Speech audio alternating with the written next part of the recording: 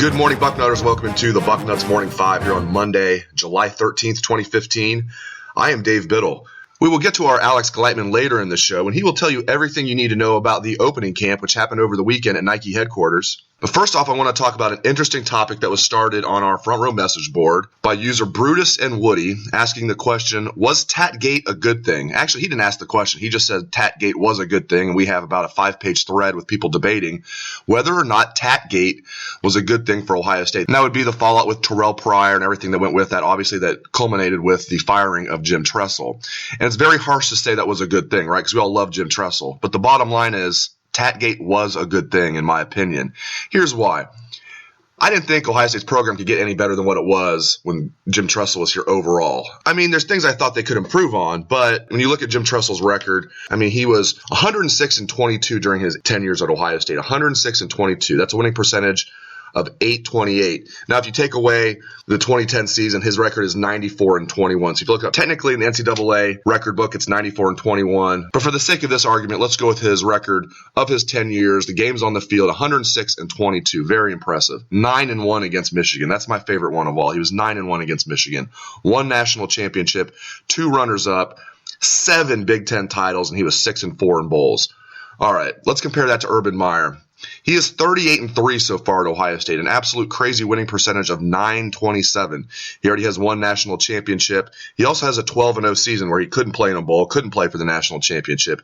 He just has the 1 Big Ten title, and he's just 1-1 in bowls. Again, Urban Meyer has a ways to go to pass Jim Tressel. I just think he will get there. The program, the way it's recruiting, just it has such a feel that we never had during the Jim Tressel era, where Ohio State just feels like an absolute juggernaut. The recruiting is off the charts, and Urban Meyer surrounds himself with the best staff possible. And I think Jim Tressel did early in his tenure, but got complacent late. And you would never see Urban Meyer do something like hire Nick Siciliano, promote him from video coordinator or grad assistant to quarterbacks coach. Nothing against Coach Siciliano. You just wouldn't see Urban Meyer do that. He would scour the earth to find the best person from the outside to bring in, which is what we've seen him do. Problem with the defense, after the first 2 years, bring in Chris Ash. Lose Mike Vrabel to the NFL, you bring in the best defensive line coach in the country, one of the best recruiters, Larry Johnson. Lose Stan Drayton to the NFL, you bring in one of the best running backs coach in the nation, and Tony Alford. You don't promote a video coordinator from within. So that's just one of many examples. I think Tressel was getting a little bit complacent toward the end of his tenure. I'd love to Jim Tressel, but I think Urban Meyer has taken the program to new heights and will continue to do that. And the Big Ten is more competitive now, at least it will be, than when Jim Tressel was here. So I think, as harsh as it is to say, as crazy as it is to say, I think Tatgate was a blessing in disguise for Ohio State. Buckeye fans got to enjoy the full decade of the Jim Tressel era, and I thought that was the golden age of Ohio State football. Well, the golden age has been extended right into the Urban Meyer era, and I think Ohio State fans are very fortunate. This is the golden age. I'm very confident saying after Urban Meyer leaves, whenever that is, it's not going to get better from that point. So enjoy it while it lasts, Buckeye fans. This is the golden age. Go Buckeyes! All right, now let's talk some recruiting. Let's bring our Alex Gleitman. He's going to go in depth about the opening, which was held over the weekend at Nike headquarters. How did Ohio State commitments do? Let's turn the show over to Alex Gleitman. He'll let you know. Ohio State had 4 players represented in Oregon this past weekend. Kareem Walker would have been the 5th, except he missed his flight and had a sprained ankle, so he did not make the trip. Not a big deal other than on the recruiting trail for the Buckeyes.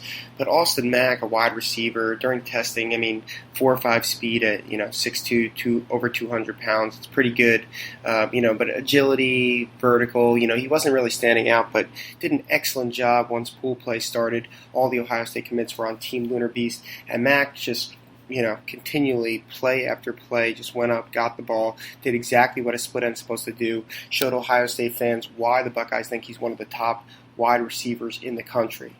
Jake Hausman, a tight end, another guy who's not going to blow you away in a testing setting, ran a 5.07 40-yard dash. Did well on the bench, did well on the vertical, was solid in agility. But again, he's just a guy who's just going to go out there and do the job once, the ball snapped and play is live. So Jake Hausman did an excellent job becoming, the goal line target for Lunar Beast. They really leaned on him. Lunar Beast went 0-3, 0-4, I think, to start the tournament. And once they started facing elimination games, they just won game after game, eventually won the tournament. And Jake Hausman was a big part of that. The big guy has soft hands. He knows how to find the open seam. He just finds pockets, sits there, catches the ball. Obviously 7-on-7 you're not going to get to contact, but he's the type of guy who's not afraid of contact, and he's going to be a valuable asset for Ohio State. He's a guy who just continually gets the job done.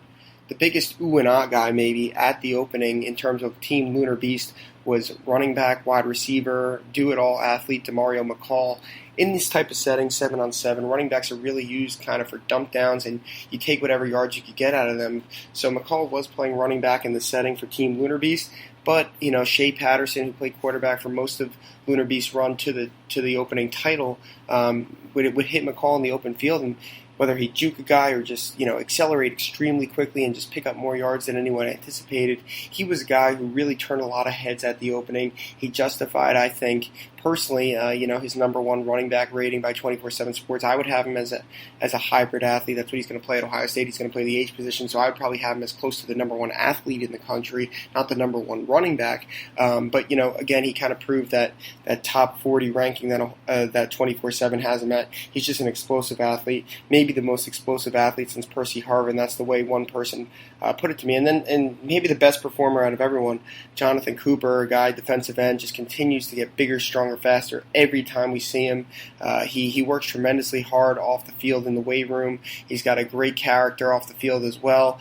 But on the field, you strap on the pads, and he couldn't even do that due to Ohio high school rules. But Jonathan Cooper lining up in defensive line, one-on-ones against the offensive line all week long. Tommy Kramer called him the best defensive lineman at the opening, the toughest person to go one-on-one against. Just tremendous speed off the edge. At 238 pounds, he ran a sub-4 840, just showing that burst, and his shuttle was even better than that. So Jonathan Cooper's a guy I think Ohio State fans have to be extremely excited about. I think when all is said and done, he's going to be the highest ranked recruit in this class, a 5-star guy. I think he's going to be an exceptional talent, and having him and potentially Nick Bosa, who I think should commit by the end of July or early August, coming off the edge along with Terrell Hall and Tyquan Lewis and Jalen Holmes and Sam Hubbard and all the guys they already have. I mean, Ohio State's set in the trenches for many years to come. Thank you, Alex. Great stuff there. It's been a lot of fun watching the meteoric rise of Jonathan Cooper. For more on the opening and more on recruiting in general, Bill Kurlick will have bulletin stories throughout the day. He already has his What I Am Hearing column on the site for subscribers. If you're a fan of recruiting, that is an absolute must-read, Bill Kurlick's What I Am Hearing, so make sure you check that out. It is already on the site for subscribers.